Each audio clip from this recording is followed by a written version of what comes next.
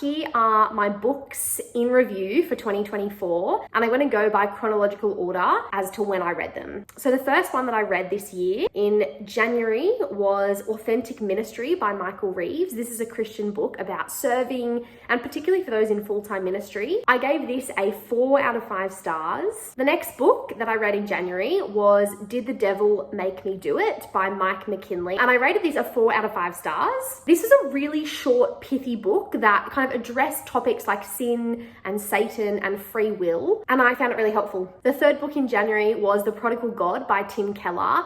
I gave this a 5 out of 5 stars. This was just like, mwah, chef's kiss. Timothy Keller really focuses on God and what his character is like in bringing back the lost and the destitute. The next one in January was Nothing in My Hands I Bring by Ray Galea. I rated this one a 4 out of 5 star. And this is from a man who grew up in a Catholic household, and the way that he was brought to faith and the teachings of the Catholic Church, and then how he came into the Protestant Christian world. The last 2 books that I read in January were the second and third series of the Rosie Project. The second one I really disliked. I rated it a 3 star.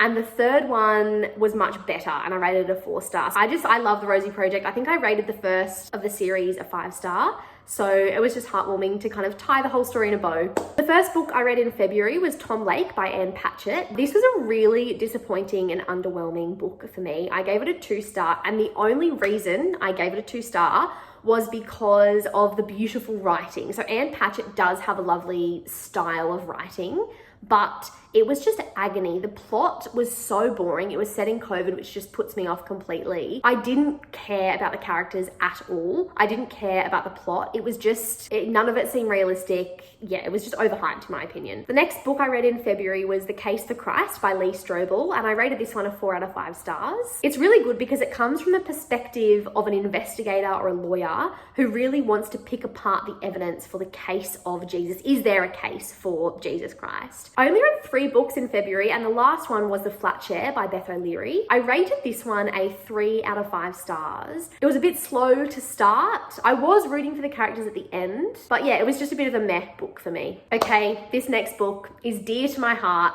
This is my first Dolly Alderton book. I was skeptical, not gonna lie. I don't know why. I've just been around people who overhype authors too much. So when I picked up Everything I Know About Love by Dolly Alderton, my standards were very low. By the end, I rated this like off the scale, like 6 out of 5 stars. It was just so nostalgic. I'm Glad My Mum Died by Jeanette McCurdy gripped me from the title straight away, and I rated this one a 4 out of 5 star. It's a really sad and interesting story about Sam from iCarly and her life growing up, and just the pressure that her mum put on her going into acting, and just the effect that had on her. Another Christian book that I read in the month of March was Water for My Camels by Paul Grimmond. I gave it a 3 out of 5 stars. To be honest, I found it a little bit cringy. This would be good for someone who is freshly 18 or who are in their late teens or early 20s. Another book club book that I read in March was Mame by Jessica George. I rated this a 4 out of 5 stars. It was so wholesome, and I'm pretty sure I almost cried through the book. It was really good. The next one I read in March was another Christian book. It was Ephesians for You by Richard Coken. It basically just really helps me when I'm going through a book of the Bible. It's almost like a commentary, but not super academic. Okay, unpopular opinion, but I'm pretty sure this is the first Emily Henry book that I've read, Book Lovers. This gets so much love. I rated it, drum roll, 2 out of 5 stars. I just found it so cringy and unrealistic and just like weird, to be quite honest. The next one I read in April was The Heart of Singleness by Andrea Trevenna. This one I rated a 5 out of 5 stars. She writes in a way that encourages me as a single person in their mid-20s, but also rebukes me gently as well. Unnecessary Drama by Nina Kenwood is probably my most talked about book ever. This is the one that I always recommend people who want a nice romance book, and I rated this one a 5 out of 5 stars. I'm pretty sure this is the first romance book that I've ever read that doesn't rely on the spicy scenes to actually have a good plot line and a good character development. Also, side note, Brooke, the main character, I just related to so much. If you're an eldest sibling and you're like organized and type A personality, you will love this book because Brooke is just me to a T. The next book I read in April was She's Got the Wrong Guy by Deepak Raju. 2 stars, didn't finish it, don't bother picking it up. I feel like it just puts men down in a way that is unhelpful and unkind. The Other Side of Beautiful by Kim Locke, I gave a 2 out of 5 stars. I thought this boring. That's how, my brain is just going boring. That's how boring I found the book. The Meaning of Marriage by Tim Keller. I rated this a 4 out of 5 stars. I actually would recommend this even to single people, but especially to people who are engaged or are married. The next one for April was Dig Even Deeper by Andrew Sachs. Again, another Christian book. This one is on Exodus, and I rated this a 5 out of 5 star. The next book was called Gathered Together by Carl Dienick. I rated this one a 4 out of 5 stars. This is a book all about the church body and church family. I would really recommend this, particularly if you're finding church a bit hard or discouraging as well. The first book I read in May was Romantic Comedy by Curtis Sittenfeld, and I rated this one a 3 out of 5 stars. To be honest, I don't remember a lot of the book. I had to go back in the blurb to kind of re-jog my memory. It was fine, it was meh. It was 3 stars. The next book that I read in May was The Dry by Jane Harper, and I rated this one a 4 out of 5 stars. I really enjoyed like the character development and all of the plot twists throughout the storyline. There was a huge plot twist at the end, which I did not see coming, so really loved it. The next book was Growing Yourself Up by Jenny Brown. I rated this one a 5 out of 5 stars. It's more of a psychology book with a Christian flavor. This book really just focuses on owning things that you're responsible for. I feel like this book has just transformed my relationships and my decision making, so definitely would recommend. When the Lights Go Out by Ruth Myers is a book of a Christian missionary who goes to Somalia. I rated this 3.5 out of 5 stars. I would have rated it higher if it had more about like what the lessons or the takeaways that she had from her time there. My first book of June was The Switch by Beth O'Leary, and I rated this one a 3 out of 5 stars. It was just kind of a slow, cutesy read. My next book for June was Then She Was Gone by Lisa Jewell, which I rated a 4 star. To be honest, I don't remember a lot about this book, but apparently it was good, so I'm just gonna take my word for it. My next book for June was The Housemaid by Frida McFadden. I rated this one a 3.5 out of 5 stars. It was really gripping, it had lots of twists. It was a bit messed up, not gonna lie. The next book I read in June was a psychology book about toddlers, so it's called Tiny Humans, Big Emotions by Alyssa Blask Campbell. And I rated this one a 4 out of 5 stars. It talked about how to handle big meltdowns, big emotions, without shutting the emotions down, but also without just letting kids walk all over you. The next book of June was one that I still find so memorable. It was None of This Is True by Lisa Jewell. I rated this a 4 out of 5 stars, but probably I would bump it up to a 4.5, to be honest, because I still remember it like quite vividly, even now, months later. I listened to this on audiobook, and I'm pretty sure that this was rated like one of the highest audiobooks of 2024. It was just done so impeccably, and I really loved the different twists and turns within the book that you kind of didn't see coming to. My last book that I read in June was The No Show by Beth O'Leary, and this was another one that I didn't love. I gave it 3 out of 5 stars. I remember there were 3 different kind of romantic plots within the book, and they all kind of came together at the end, but in a way that was a bit clunky and like unrealistic. I need to go. I'm going out for dinner. I'm going to be back in different clothes, and I will continue my ratings for the rest of the 6 months of 2024. See you in 1 second. Hello, it is the next day. I'm back. And here are the rest of my year in review from July all the way up to December. The first book that I read in July was Then Sings My Soul by Philip Percival. It's a really helpful book on corporate worship, corporate singing, and the why behind why we sing together as a church family, but also what the Bible has to say on singing. Boy Swallows Universe by Trent Dalton. I gave a 3 out of 5 stars. It really felt blokey to me, the way it was written. The plot was interesting, but not enough to keep me hooked and wanting to recommend it.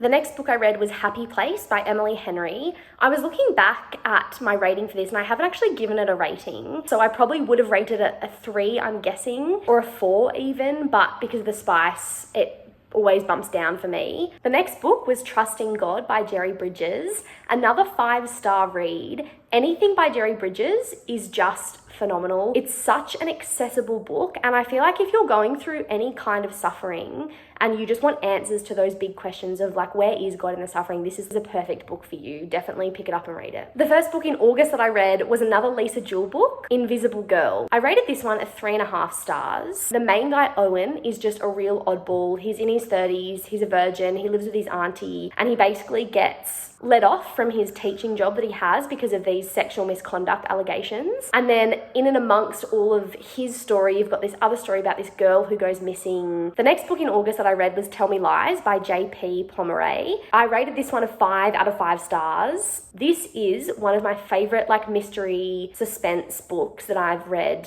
ever. You Are Here by David Nichols, I gave a 1 star. I didn't finish this one. This was such an underwhelming book. Nothing interesting happened. The plot was them walking around and chatting, but I just, again, didn't care for the characters, didn't care for the plot. Really underwhelming. Another Dolly Alderton one that I read this year was Good Material. Again, a very well-loved book that I only rated a 3 out of 5 stars. I really didn't like that it was written from a male's perspective. So yeah, I didn't rate this one, unfortunately. Before the Coffee Gets Cold is my next book that I read in 2024 by Toshikazu Kawaguchi. I wasn't expecting to love this because it kind of dips into the fantasy world a little bit, but I rated this one a 3.5 out of 5 stars. It follows these, I think there's 3 or 4 characters that it follows, and just the reasons why they want to go back or forwards to the future or the past, and their stories, and it's just really heartfelt. I really love the characters. Another Christian book that I read this year was Boundaries by Henry Cloud.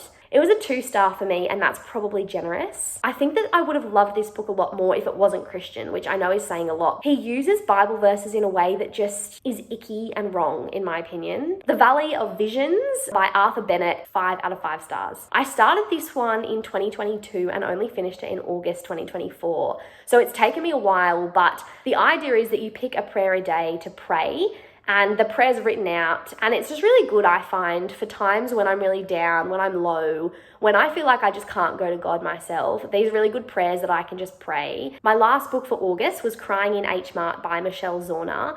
I didn't realize this was an autobiography. I gave this book a 2 stars. If you're a foodie and if you know of Michelle Zorna, then I think you will love this book. My first book of September was Conversation with Friends by Sally Rooney. I rated it a 3 out of 5 stars. And I'm also pretty sure I hated like all of the characters in this book as well. Another non-fiction book that I read was Attached by Amir Levine, but ultimately it fell flat for me. I gave this 3 out of 5 stars. If you don't have a healthy attachment style, like me, I hate to admit it, you're just kind of left going, well, this sucks and I suck, and he doesn't really explain how to overcome your normal attachment style and get a kind of healthier perspective on relationships. But I still found some really helpful things from it. Another book talk book that I read this year was Tomorrow and Tomorrow and Tomorrow by Gabrielle Zevin. I gave this one a 3 out of 5 stars. It was a really memorable plot. What I did really love was the main 2 characters, and I adored like the first 2 chapters of this book.